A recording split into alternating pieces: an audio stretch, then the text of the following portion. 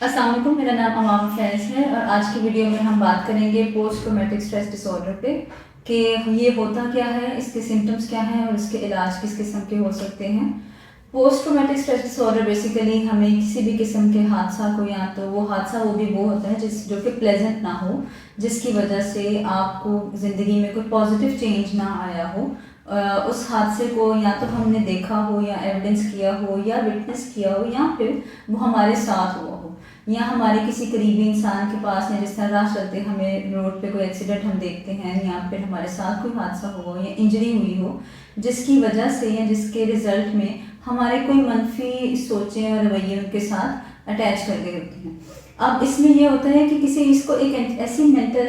Situation भी हम कह सकते हैं जिसकी रिजल्ट में हमें डरावने ख्वाब आना, हमें फ्लैशबैक्स आना, हमें हमारी सोचें बेकाबू हो जाती हैं, हमें एंजाइटी होना, डिप्रेशन होना और इस तरह की मुख्तलिफ जो कि नेगेटिव सिचुएशंस हैं या सिम्टम्स हैं वो आने शुरू हो जाते हैं।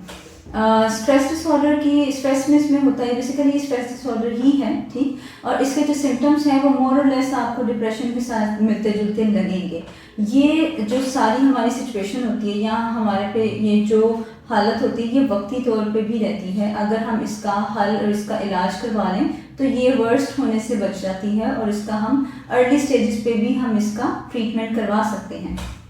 इसके कुछ कॉजेज़ क्या हैं? कॉजेज़ में हमने जो शुरू में बात की कि इसके मल्टीपल कॉजेज़ हो सकते हैं। या तो आपने हेल्थ रिलेटेड कोई चीज़, आप जिस तरह हमारी फैमिली में किसी को खुदा न खास्ता कोई इशू होता है हेल्थ रिलेटेड, तो हम उनको देख के भी उस हादसे से या उस सारी सिचुएशन से सीखते हैं। हमें हेल्थ एंजाइटी हो जाती है, हमें तंग जगहों से मसला आना शुरू हो जाता है, हमें रोड से या एक्सीडेंट से खौफ आना शुरू हो जाता है, जैसे हमें ऊंचाइयों से डर आना शुरू होता है। इन सारी चीज़ों को कहीं ना कहीं या तो हमने टीवी पे देखा होता है, या हमने एविडेंस किया होता है, या हमारे किसी प्यारे के साथ हुई होती है, या फिर वो हमारे साथ हुई होती है और हमने उस एक्सपीरियंस से सीखा होता है। अब हमारे जो हम इस बारे में सिम्टम्स के बारे में बात करें तो नेगेटिव थिंकिंग और नेगेटिव जो हमारी सोचें, हमारी मूड जो नेगेटिव होना शुरू हो जाती हैं, उसके बारे में हम बात करेंगे। उसमें सबसे पहले ये आ जाता है कि आपका थॉट पैटर्न जो है वो सारा नेगेटिव हो जाता है। उसमें होता है ये कि हम कुछ भी पॉजिटिव निकाल नहीं सकते या कुछ सोच नहीं सकते, ऐसी कोई चीज़ हमें नहीं मिल रही होती जिसकी वजह से हम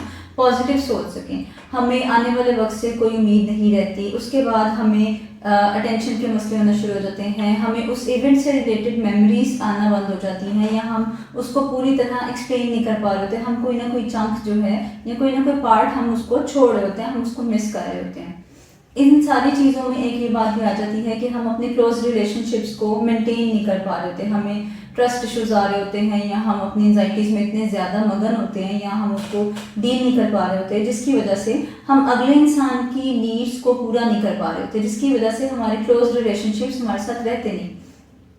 अगला सिम्टम हम बात करेंगे, हम डिटैच फील करना शुरू होते हैं, हमें इर्द गिर्द की चीज़ों से कोई अटैचमेंट, कोई इंटरेस्ट उसमें आना हमारा बिल्कुल बंद हो जाता है। वो सारी एक्टिविटीज़ जिनमें हमें इंटरेस्ट होता है कभी, वो सारी एक्टिविटीज़ बेमायनी हो जाती हैं, बेमकसद हो जाती हैं। हमें किसी भी चीज़ में पॉजिटिव इमोशंस फील होने बंद हो जाते हैं। हम जो भी महसूस भी कर रहे होते हैं, जिससे हमने बात की कि हम एक तो सोचें हमारी मनफी हैं, उसके साथ साथ हम इमोशंस भी हमारे सारे नेगेटिव होने शुरू हो जाते हैं। हम फिजिकली तौर पे, मेंटली तौर पे या इमोशनली हम नम हो जाते हैं। हम उन चीज़ों को महसूस नहीं कर रहे होते कि किसी भी रिलेशनशिप में या किसी भी सिचुएशन में हमारे पॉजिटिव फीलिंग्स या इमोशंस ये सारी पॉजिटिव कैसी होनी चाहिए। हमें कुछ फील नहीं हो रहा तो बिल्कुल नमनेस, सुन जिस तरह हो जाते हैं, हम उसमें इस तरह की चीज़ों को महसूस करना शुरू कर देते हैं।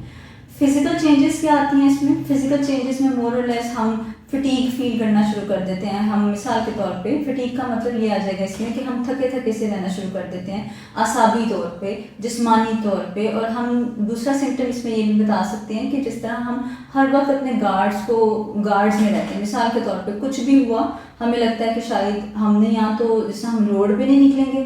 कि हमारे कोई ख़तरा ना हो जाए, हमारे साथ कोई मसला ना हो जाए या कोई हादसा ना हो जाए, हम उस जगह पे जाना ही अवॉइड करना शुरू कर देते हैं। ये एक सिम्टम आ जाएगा। कुछ ऐसे बिहेवियर्स हम डेवलप कर लेते हैं जिसमें अनहेल्दी हो। मिसाल के तौर पे स्मोकिंग ज़्यादा करना शुरू कर दी, या फिर शराब नोशी शुरू कर दी, या चाय पीनी ज़्यादा शुरू कर दी, या कुछ स्पेसिफिक चीज़ें हैं जो कि हमारी हेल्थ को, फिज़िकल हेल्थ को भी मसला कर सकती हैं। हमारी अटेंशन कम होना शुरू हो जाती है, हमें गुस्सा, चिड़चिड़ापन, और उसके बाद हमें हर वक्त छोटी छोटी बातों पे गिल्ट होना, शेम फील करना, एहसास जुर्म में हम मुब्तला रहना शुरू कर देते हैं।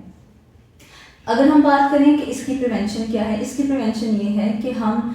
बेहतर टाइम पे या जैसे ही हमें महसूस हो रहा हो कि कुछ मसला हुआ है या उस हादसे के बाद कुछ मसले होने शुरू हुए हैं, अगर हम इतना कंसीडर कर रहे हैं, हमें इतनी इंसाइट है, अदरवाइज़ यहाँ पर हमारी फैमिली या हमारे फ्रेंड्स की जिम्मेदारी आ जाती है कि वो हमें कम से कम गाइड कर सकें कि इस इशू के बाद आप में कोई अपेरेंटली कोई चेंज नज़र आ रहा है, या जिस तरह हमें रात को नींद हमारी प्रॉपर नहीं हो रही, हम खाना पीने में हमारा मसला हो रहा है, तो इस तरह के सिम्टम्स हम किसी को रिपोर्ट कर सकें और बर वक्त एक किसी से हेल्प सीख कर सकें। एक तो हम अपने फैमिली फ्रेंड्स की मदद भी हम ले सकते हैं, उसी तरह हम किसी हेल्थ केयर प्रोफेशनल की भी मदद ले सकें, ताकि प्रोफेशनल हेल्प के थ्रू हम चीज़ों को, सिम्टम्स को या बीमारी को वर्स्ट होने से बचा सकें।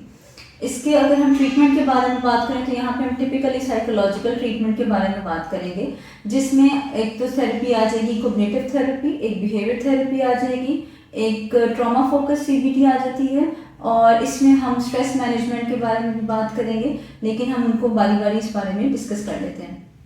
कॉग्निटिव थेरेपी में हम पेशेंट को, हम अगले इंसान को as a mental health professional हम उनको ये बताते हैं कि आपकी सोचने समझने की सलाहियत जो है, आपका पैटर्न सारा नेगेटिव हुआ है या डिस्टॉर्टेड हो रहा है, या उसका एक फिक्स पैटर्न हो गया कि यहाँ तो बहुत अच्छा है सब, यहाँ तो बहुत बुरा है सब, इस तरह के आपके थॉट पैटर्न होने शुरू हो जाते हैं, जिस पे हम उनसे बात करते हैं, और फिर उसमें हम ये करते हैं कि उनको ऑल्टरनेट थॉट जनरेट करवा के, उनकी सारी बात को सुन के, उनको प्रोसेस करवा के, और फिर हम उनकी सोचों पे काम करते हैं। बिहेवियर थेरेपी में हम उनसे इस बारे में बात करते हैं कि आपने बेसिकली आपके साथ मसला ये हो रहा है कि आपको कोई एक ट्रिगर आ रहा है, जिसमें जो एक आपने इवेंट देखा, एक ट्रिगर आया, उस पर आपने सोचे, आपकी वही एक्टिवेट होगी, उसके बाद आपने अपने बिहेवियर्स को कैसे जनरेट करना है कि जब आपकी थॉट्स बेहतर होंगी उसी तरह आपका बिहेवियर बनना शुरू हो जाएगा। एक थेरेपी इसमें आती है कि एक्सपोजर रिस्पॉन्स प्रिवेंशन आ जाएगा। इसमें एक्सपोजर में हम ये करवाते हैं कि हम पेशेंट को उनकी जो भी थॉट्स हैं या उनके जो भी बिहेवियर्स हैं और उस इवेंट को हम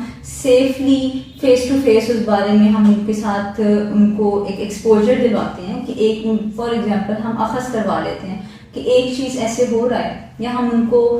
उसमें हमें उनसे सारी बातें नरेट करवाते हैं, उनसे कहते हैं आप हमें हादसा बताएं, वो सारे मामला जो हैं उसमें हम उनको एक्सपोजर दिलवाते हैं, और फिर उसके बाद जो उस एक्सपोजर के बाद जो उनका रिस्पॉन्स आता है हम उसको उस तरह प्रिवेंट करते हैं। जैसे एंजाइटी आ रही है, एकदम से हमें रोना आ रहा है, एंजाइटी ट्रिगर हो गई है, हमारा लो मूड हो गया है, गुस्सा आ रहा है, चिड़चिड़ापन आ रहा है, तो फिर हम उसको उस टाइम पे हम उनके साथ उसको अटेंड करना शुरू करते हैं, हम उनको इंसाइट दिलवाते हैं कि ये चीज़ आपने इस बारे में जब आप बात कर रहे थे तो आपकी बॉडी लैंग्वेज या आपकी